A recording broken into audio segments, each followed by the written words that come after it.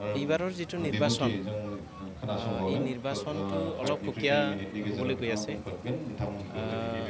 UPPL দল এটা পূৰ্ণাংগ এটা ৰাজনৈতিক দল, আঞ্চলিক ৰাজনৈতিক দল, আৰু এই আঞ্চলিক ৰাজনৈতিক দলে আগতেও ইলেকশ্যনত নামিছিল যদিও আগৰ ইলেকশ্যনৰ কথাটো অলপ সুকীয়া আছিলে। এইবাৰৰ নিৰ্বাচন একদম সম্পূৰ্ণ সুকীয়া।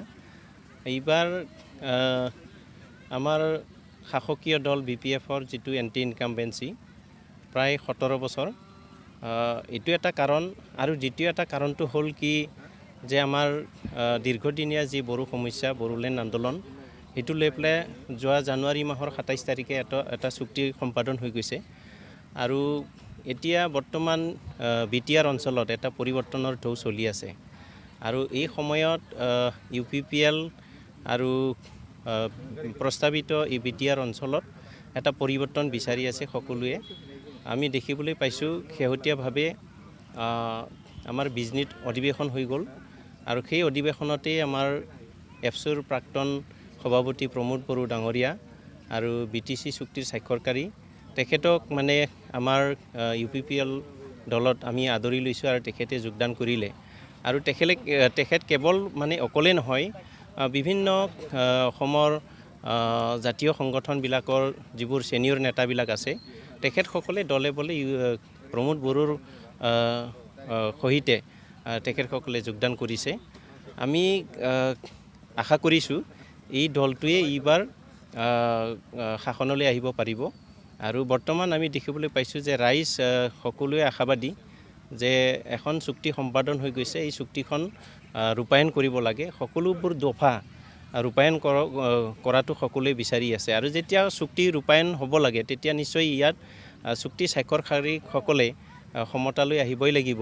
এইটো ৰাইজেও বিচাৰি আছে, চৰকাৰেও বিচাৰি আছে। আৰু যদি চুক্তি স্বাক্ষৰকাৰীসকলে ক্ষমতালৈ আহে, আমি ভাবোঁ যে সকলো দফাবিলাক ইমপ্লিমেণ্ট হ'ব। অন্যথা তেখেতসকলৰ যিবোৰ সমস্যা আছে, ধৰক আমি আজি NDFBৰ কথাটোলৈ যদি আহোঁ, NDFB দীৰ্ঘদিনীয়া অস্ত্ৰ সংগ্ৰাম কৰিলে, তেখেতসকলৰ বহুত কেছ থাকিল, এইবিলাক উইথড্ৰ নহ'ব।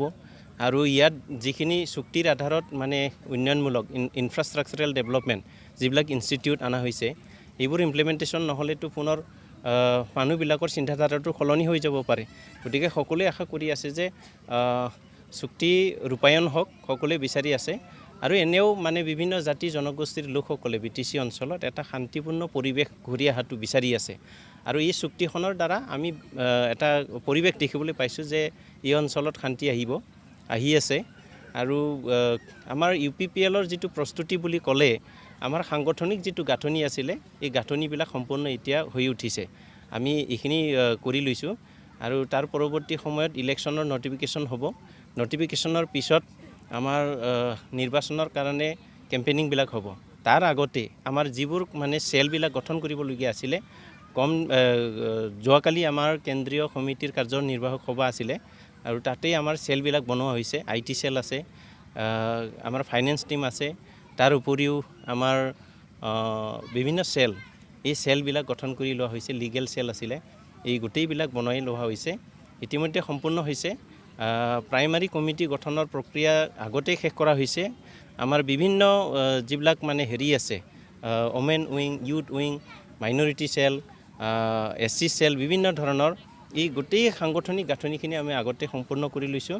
বুথ কমিটি পৰ্যন্ত আমাৰ যিটো গাঁথনি সম্পূৰ্ণ কৰা হৈছে ইতিমধ্যে। আমি সম্পূৰ্ণ প্ৰস্তুতি মানে চলাই আছোঁ, যাতে অহা নিৰ্বাচনত কোনো কাৰণতে এই UPPL দল বিফল নহয়, UPPL দল যাতে শাসনলৈ আহিব পাৰে, সেইটোৰ কাৰণে সম্পূৰ্ণ মানে প্ৰস্তুতিটো কৰা হৈছে ইতিমধ্যে। দেখি আছোঁ সংবাদ মাধ্যমত তেখেতে যি ধৰণে এড্ৰেছ কৰি আছে, আৰু যিবোৰ ইছ্যু আছে, এই ইছ্যুবিলাকক কেনেকৈ আগুৱাই লৈ যাব বিচাৰিছে, সকলো ৰাইজে প্ৰত্যক্ষ কৰি আছে।